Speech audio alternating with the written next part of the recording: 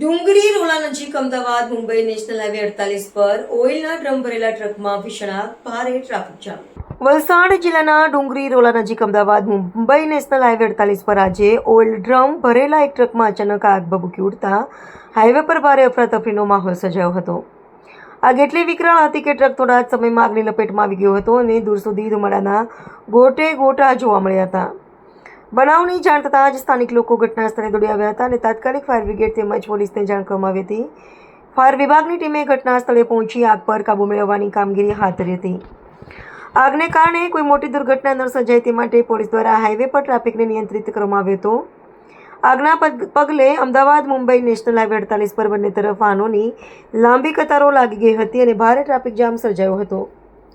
મુસાફરોને લાંબા સમય સુધી રસ્તા પર અટવાઈ રહેવું પડ્યું હતું. પ્રાથમિક માહિતી મુજબ ટ્રકમાં ઓઇલના ડ્રમ ભરેલા હતા. આગ લાગવાનું ચોક્કસ કારણ હજુ સુધી સામે આવ્યું નથી.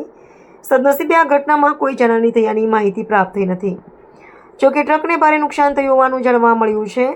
પોલીસ અને ફાયર વિભાગ દ્વારા આગ લાગવાના કારણોની તપાસ શરૂ કરવામાં આવી છે.